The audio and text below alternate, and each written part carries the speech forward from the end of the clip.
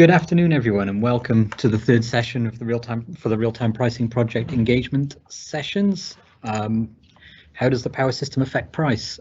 My name's Chris Otten. I'm the lead advisor on the RTP project for the Electricity Authority, and with me today I have Murray Henderson from Transpower, principal market advisor, who will be taking you through the system operator changes that will be implemented over the next 2 years. So taking you through the agenda, we'll have a quick, very brief project update, followed by a small bit of background to set the scene for the system operator changes that Murray will run through, and then a quick overview of the future sessions for this engagement round. As for those of you who've been on these sessions before, we are recording, so there will be a recording available on Cognize after the event. We, in a slight change to the format, will be stopping periodically through the presentation to take questions. You'll have a question answer bar on the side of your screen. If you could feel free to add questions as they occur to you, and we'll pick up one or two as we get time every time we stop through the presentation. Any questions we don't get to in the session, we will answer via the Q&A, which will go out on Cognize afterwards. So very quickly, it's not really been anything obviously market facing at the moment. So system operator is due for the first phase of the software delivery in May. That's non-market facing changes. That's really changing the plumbing in the background, but the mechanics of it, the outputs of SPD will remain the same. And we've started working on the phase 2 design work, which is the bulk of the change, which will be delivered in March next year. With NZX, they've delivered their design work at the end of last year, and we've started the implementation phase, again time to deliver with system operators delivery in March 22. In parallel with the RTP work, WITS has also started development on the API, so hopefully in the next 12 months, NZX will keep you up to date on how that project is progressing separately from the RTP work. So why are we here talking to you about this today? At the moment, our pricing regime relies on, we have the ex post final pricing, which relies on a washout process to resolve any issues where dispatch misaligns with the half-hour average world of final pricing. To enable demand response and distributed energy response, final pricing needs to be more directly related to dispatch decisions. At the moment, prices can move through the trading period, and you can, well, Murray will talk a bit more about that in his part of the presentation, but you don't really have a good handle on what's going to happen in final pricing until the interim schedule is published the following day. To move to the world of RTP, where we have final prices that are actionable and related to dispatch, we need to put much more of that ex post intervention into the real time, either through process or through automated processes. And ideally, any unreal prices, so prices that are a symptom of a mismatch between modeling and the real world, should be caught before they're actually published and dispatch instructions are issued. So that's really a lot of what the system operator will be looking at for this next phase of the project. As we say, the most common issues revolve around aligning the market model with the real world. Earlier on in the project, we did consider inputting live grid data to the market system. It would have solved this, but it's a much more, it adds a lot of complexity to what is an already complex project with a long development time, and it added an awful lot of risk. But there are also issues that, whilst it solves the issue of misalignment with the market model, it does potentially introduce other issues further down. So it needs to be a much more measured decision to implementing that. So that's really all I'm going to talk to you about. Murray's going to go through his section and discuss the tools changes the system operator is implementing. So I'll just pause for a second to see if there are any questions. There's a bit of a lag on this because it's Teams, so I'll give give it 20-30 seconds, and if nothing appears, we'll jump into system operator.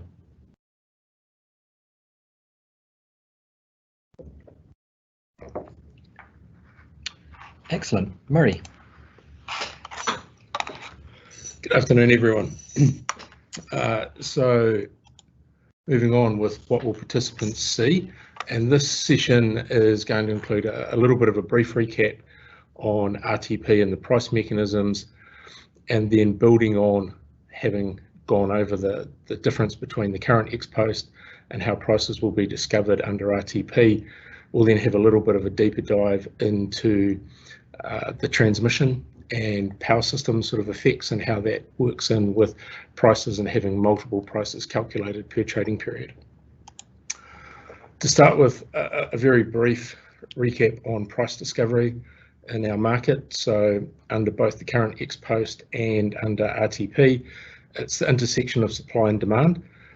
It's calculated at each GXP and GIP in the market model. There's currently around 250 of those, and the prices that are struck are dollars per megawatt hour, because that's the unit that offers are submitted in. Looking at how we calculate prices in an RTP world versus in the current ex-post final pricing world, you can see with this diagram where we've got the multiple dots on the right-hand side of the diagram. So the red dots are dispatch instructions being issued from the dispatch schedule. Hopefully everyone remembers that when we issue dispatch instructions, we're also publishing dispatch prices. And then the green dots are a representation of how the time-weighted average of all the dispatch prices will be obviously time-weighted average per trading period to calculate an interim price, which is going to be published at the end of the trading period.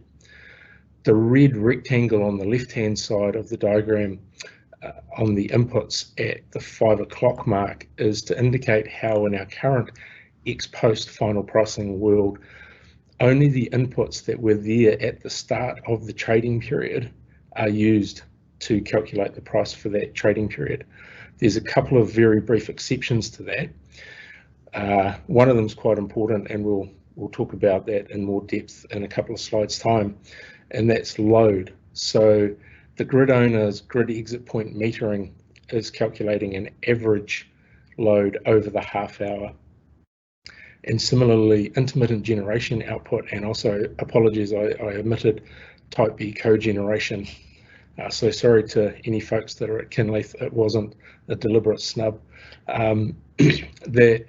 Their offers for the half hour are adjusted to reflect the actual input used over the trading period, the actual output that they created over the trading period, and that's to reflect their pragmatic dispatch methodologies that we have now.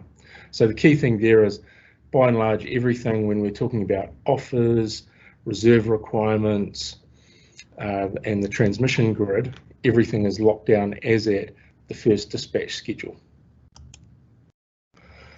In contrast, RTP enables intra-period pricing effects to be revealed, and they will be driven by changes in load, generation constraints, outages, and that's unplanned outages and also unplanned outages of generation. So they would both be under RTP. We are enabling changes to offers for within the trading period. Currently, the market design excludes that behaviour, and we model those, the loss of generation we model with discretionary constraints, so that we're not pig-headedly dispatching generation that we know will be unavailable, and consequently risking missing the system operator's principal performance obligations.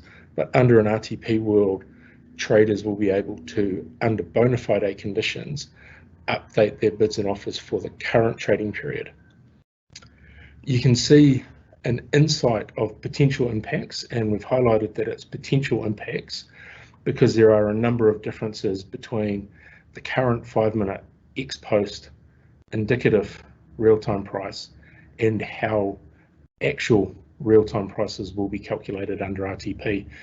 nevertheless, you can see some interesting sort of outcomes. And to be clear, when we talk through this slide is here as an observation that we've seen. It's neither wrong nor right. It's simply highlighting an effect that people may see when they look at the current 5-minute prices.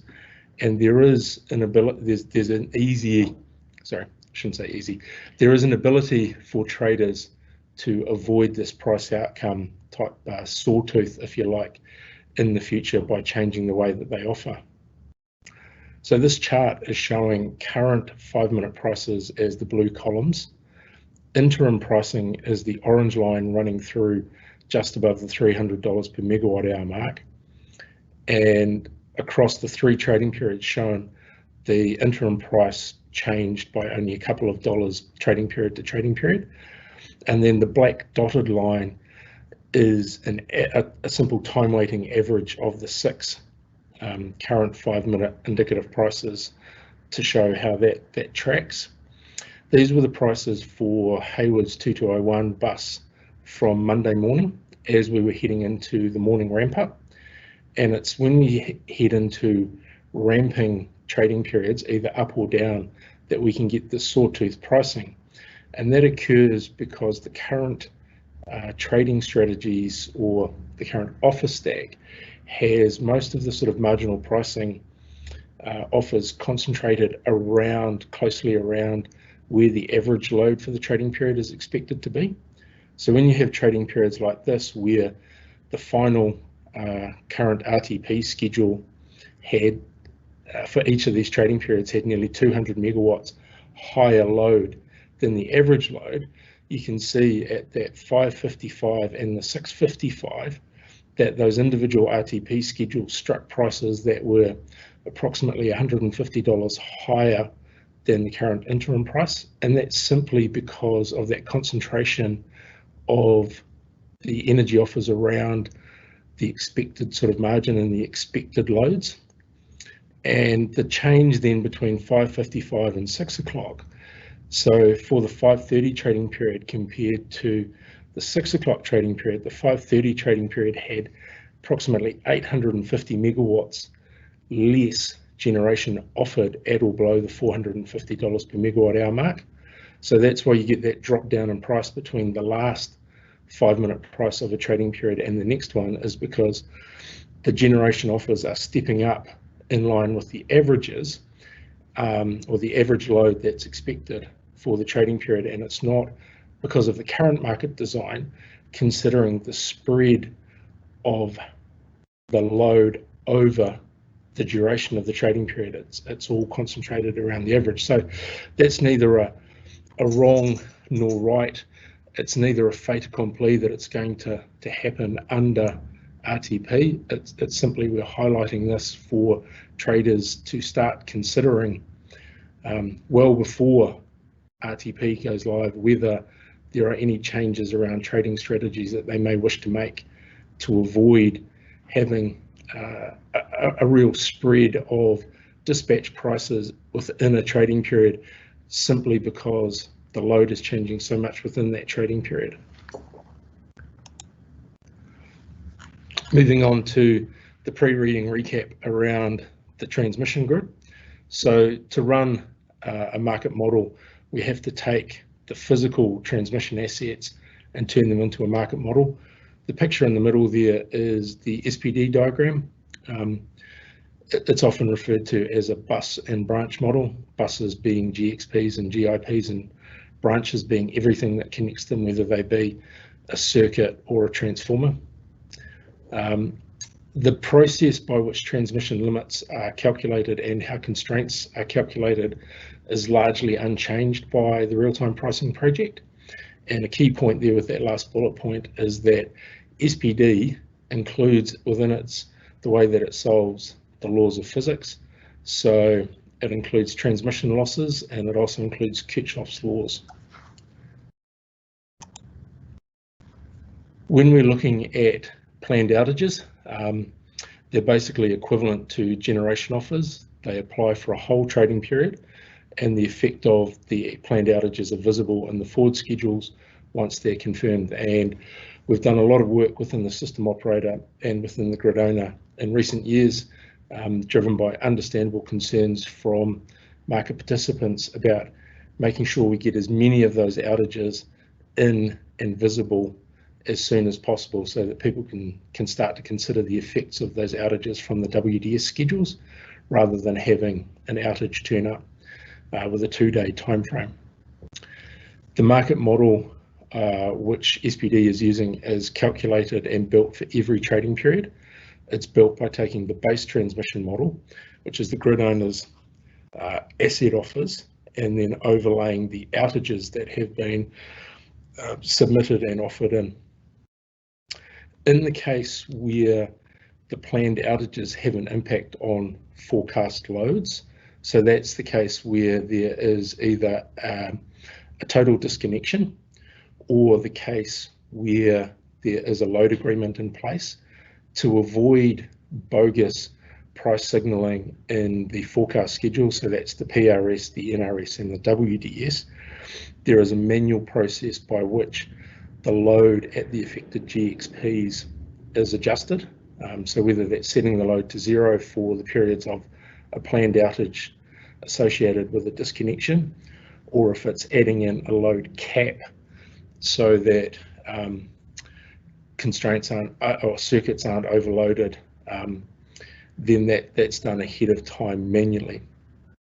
The security constraints in our market are built for the market model. They're built in 2 ways. Either it's quite infrequent now, but they still can be built manually. So having some power system engineers studying the effects of the power system with the circuits out, and arriving at what the limits are for the in-service circuits. But in the main now, they are built by the system operator's simultaneous feasibility test tool, or SFT. And there's a lot of information on SFT on the system operator's website. Outages are a formal process between the grid owner and the system operator. So when outages are starting, there's a lot of back and forth between the system operator's control room and the grid owner's control rooms. And ultimately, the system operator controllers give permission to the grid owner's controllers whether or not an outage can actually commence. Outages may not commence because occasionally load agreements are unable to be met, or generation may not be available that was required to support the outage. But most commonly, the reason that outages aren't commenced is because of weather conditions or something else happening on the grid at the same time, which means that it's not a good idea to proceed with the outage. And so that's that last bullet point, that the system operator can reject outages if they're not met. Planned outages for under RTP. In effect, there's little change, but there's a consequence for RTP coming in, and the consequence arises because we all know that reality is much more granular than 30-minute trading periods. With the best will in the world, planned outages will never start or end exactly on the half hour. They'll either start later, finish earlier, or they'll finish later. And the reason that there's a consequence with RTP is because you may well recall that for RTP, the base load input from which we're predicting our 5-minute load forecast forward from is using actual metered load. So when we're using an actual metered load but planned half-hour outage windows, we're going to end up with mismatches. And the mismatch is between non-zero metering and the connectivity status. So if we did nothing, those mismatches would result in scarcity prices at the GXP, because our load forecasting, our load prediction for the dispatch schedule would say there's a non-zero load, so load that must be met by generation, but our connection and transmission model within the market system would say, well, there's no generation connected to it, therefore the only way that that load can be met is by clearing if you like, the scarcity bid tranches. And you can sort of get an idea of it from the concept illustration on the right hand side. So the red parts is the 110 kV system, and the rest of New Zealand and the rest of the grid would be to the left of those red lines, and the load is on the green at the right hand side, and the two blue boxes are the disconnectors, which are open, modelled as being open, but until they're actually opened, there would be load flowing through those two supply transformers. The grid owner's GXP metering on both of those supply transformers would be returning non-zero load, and that would be coming into the dispatch schedule, and the dispatch schedule would be left with a mismatch between load and an ability to supply that load. And clearly this isn't a genuine scarcity situation. So to address that, as part of the RTP implementation and design, we've got a market-based solution, market system-based solution rather, to address those mismatches. In practice, we're sort of mimicking the effect of the current manual ex post infeasibility resolution process. What it will be using is what we're calling the next nearest live node. Apologies for tripping over that. That's going to be covered in much more detail in a later session, but the main point that we want to get across now is rest assured the timing mismatch between actual load from the ion meters and half-hour planned outages will not result in scarcity pricing. To preserve our coordinators, our system operator coordinators' security checking, we are not going to be applying this market system design element to either the NRS or the WDS schedule, because the backup pricing from the PRS, if for whatever reason dispatch prices are unavailable, the backup is from the PRS schedules. So we will be applying this fix, obviously not this fix, sorry, fix is a terrible word. We will be applying this design feature to the PRS schedule. So the PRS schedule will have market prices, and the NRS and the WDS may, in cases where there is this mismatch, schedule or show scarcity pricing. However, if you remember from the previous slide, where it's known and planned outages, if we've adjusted the load forecast, then both of these schedules, both the NRS, the WDS and the PRS should all be in alignment. And in that future session where there's more detail to be provided on this solution, we'll also discuss how people can understand and track the differences between the PRS and the NRS by way of their cleared bid quantities that they will get, so they can understand whether the prices that they're seeing, or the difference between the prices that they're seeing between the PRS and the NRS, is reflective of actual scarcity, or whether it's that the difference is because this solution, this market system solution, isn't applied to the NRS or the WDS. At this point, are there any questions?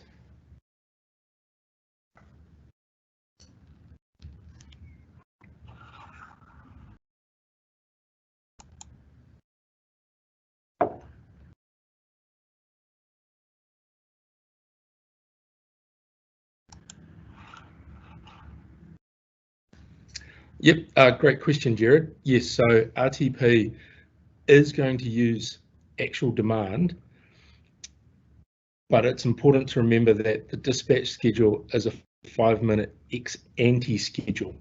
So it's looking forward 5 minutes. So the system operator's prediction of demand going forward will be based on actual demand.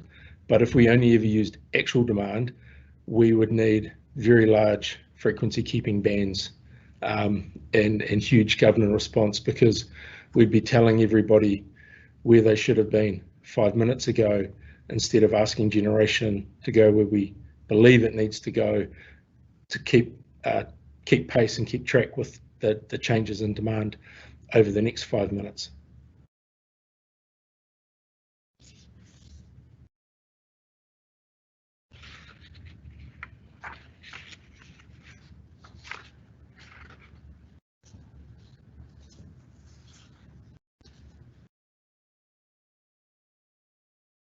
Okay, so moving on. Great question, Jared. Nice to know people are out there.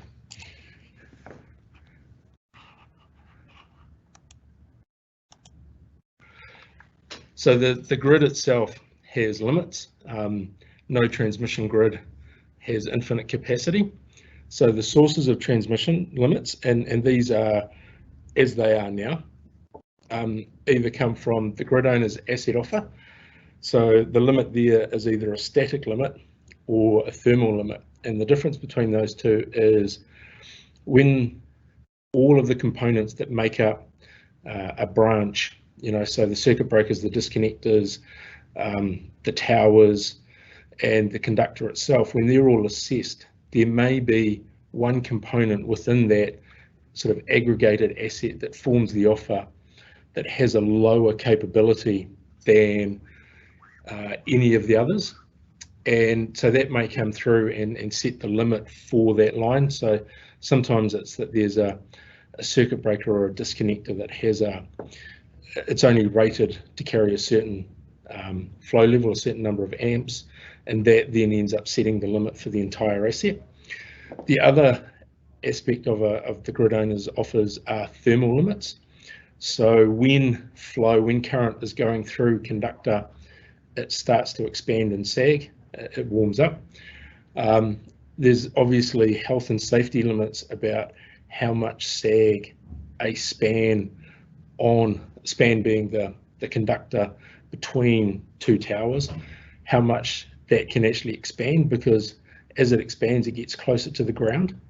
So we're very, we have to be very careful around the limits that we set on the transmission circuits, so that we're not going to run them so hard that a circuit would have a span which expanded so much that it has exceeded the ground clearance limits.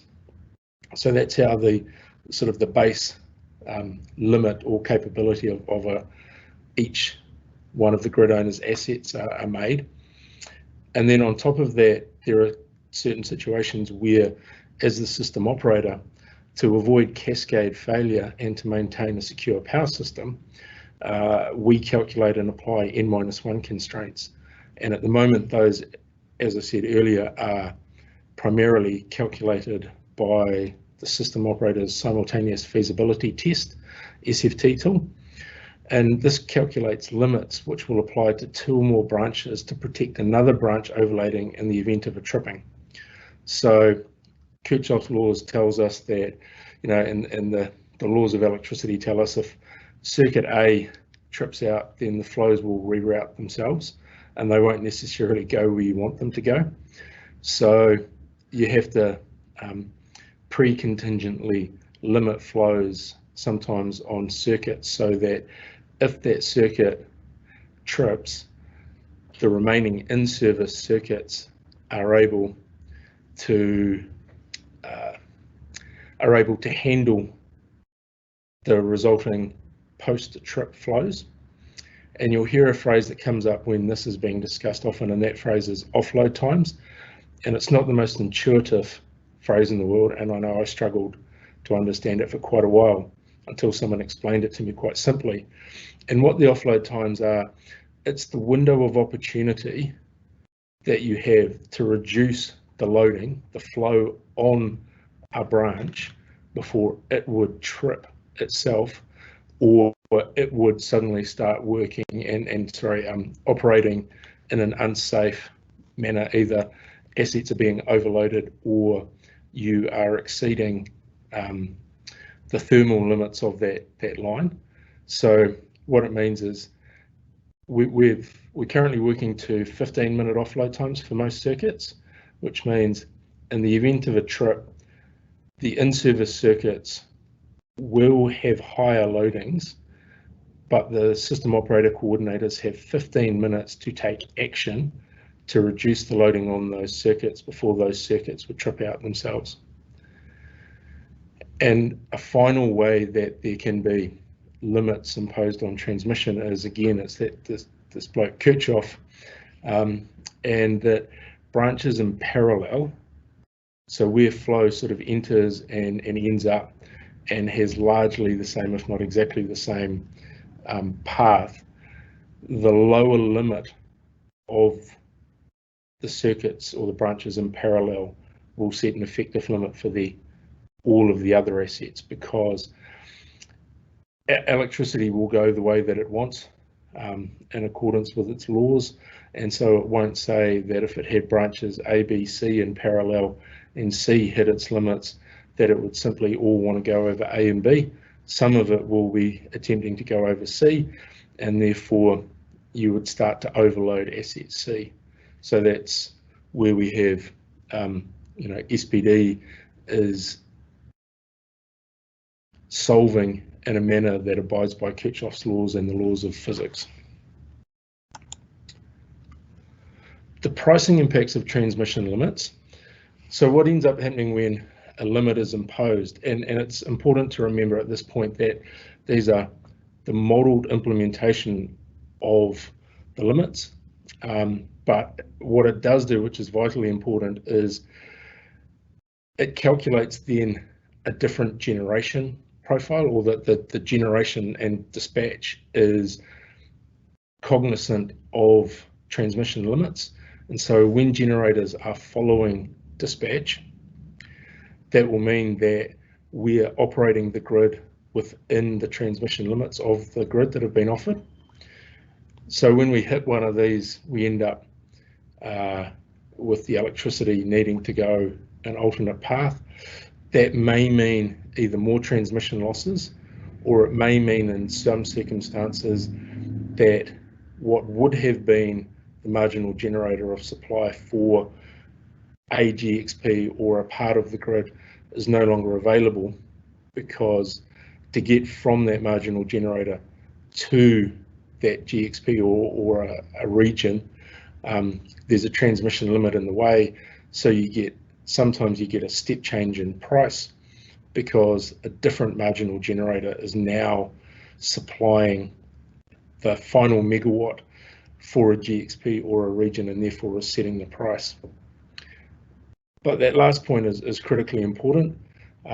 While transmission limits do have price impacts, they're 100% necessary so that we continue to run a secure power system. And in fact, what the system operator is required to do is often called security constrained economic dispatch. So we can't divorce the two. We can't have a purely economic dispatch because it would be insecure. So we've got to do the both concurrently, and that's what SPD does. Occasionally we have what gets known as a high spring washer price situation. The name comes from a spring washer, and a spring washer is simply a standard flat washer which has been cut and has one end of the loop pushed down and the other one pushed up. So that was the visual representation that whoever studied this first decided was a good one for it. They're a genuine outcome. They're an outcome of the laws of physics. At the moment, it's a current process, it's ex post and it's manual, and it's best described as a tire kick. Under RTP, the system operator coordinators will be comparing real world offload times and the model constraint outcomes and aligning the two. And the RTP design enables the effect of any changed inputs made within a trading period to be reflected in price. It wasn't possible to automate the same solution that we have now for high spring washers, or redress for high spring washers, because we're using the same system for dispatch. So having transmission limits increasing by 1 based on a price outcome if the right-hand side of the constraint was already the correct number, relaxing it by 1 megawatt for price outcomes would undermine having security constrained economic dispatch, and we'd suddenly find ourselves in a situation where we were no longer dispatching the grid securely. So what we have is a suite of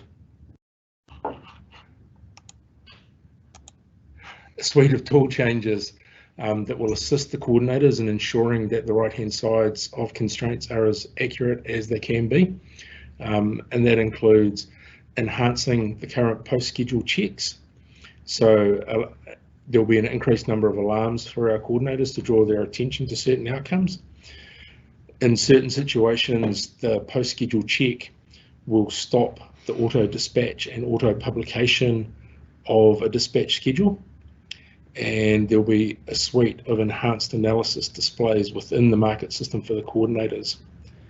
Outside of the market system, there's a project underway which is making great progress on a situational intelligence tool for the coordinators. And by and large, that's going to enable the coordinators to easily compare the inputs and outputs of the market system with some of our real world SCADA data.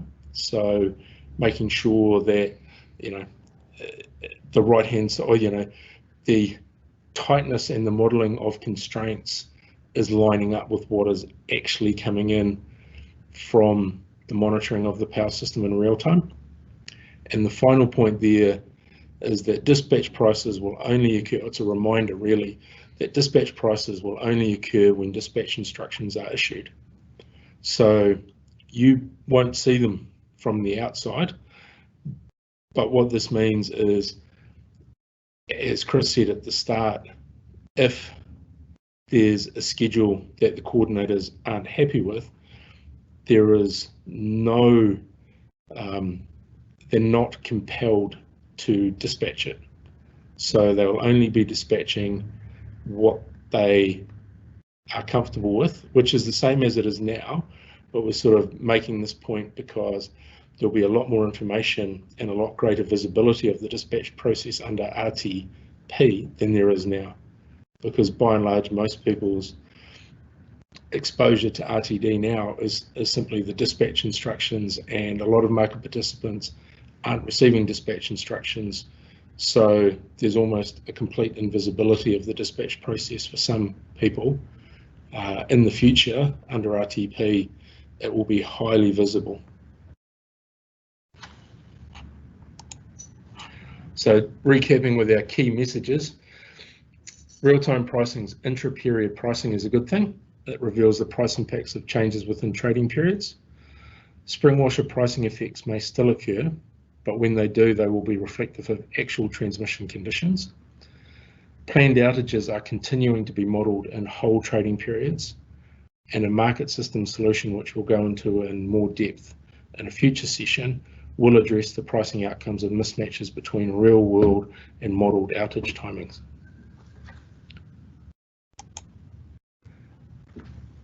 Are there any questions?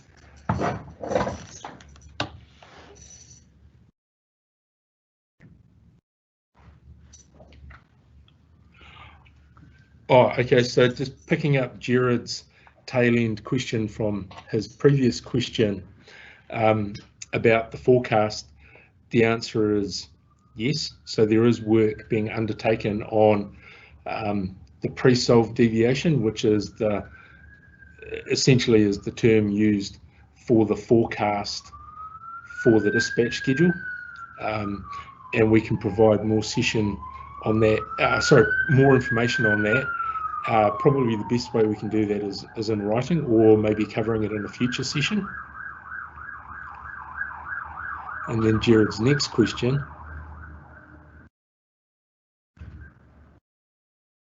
So the SFT constraints are still being built off the NRS schedule.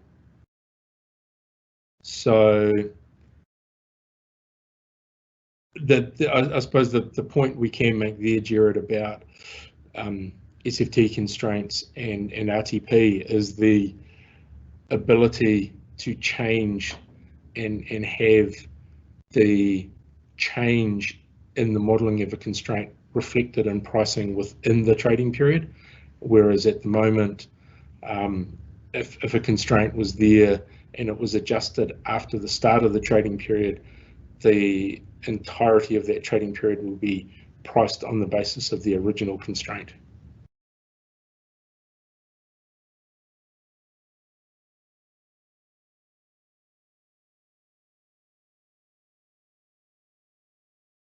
Just allowing for the 20 or 30 second lag that Teams has here, just to give anyone else a chance to get another question in.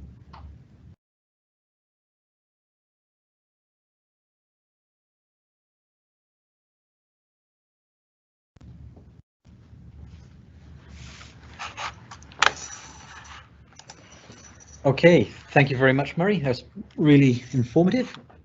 And as we said, we'll be putting the recording of this up on Night in the next few days, along with any extra material, such as around the PSD that we need to put on, and any other questions that you send through to us. So really the next part here now, I just wanted to give you all an overview of what the schedule of sessions looks like, and this is still a work in progress. As we work through the implementation, we're identifying more and more things where we think it's a good idea to expose the inner workings of the solution, as it were, just so to make sure people understand what is happening when we actually move through to RTP in late 2022. So the next session we're targeting around the end of April, which will be the first one we're starting to really talk about how we're going to implement energy scarcity pricing. We are aiming to have a number of VSPD models. That's an offline version of the market system, very simplified, just to demonstrate the principles as part of that engagement session. And then we'll move up in complexity and technical detail as we go through the sessions.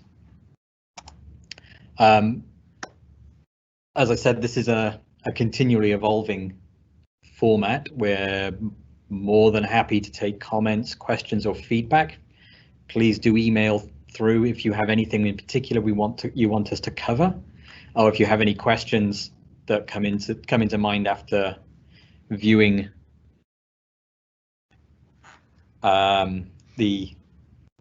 viewing the video again and going through the slides. And yes, Gerard, the slides will be on Cognize along with the video, and along with the questions and answers that we've given you here in writing, and the extra material.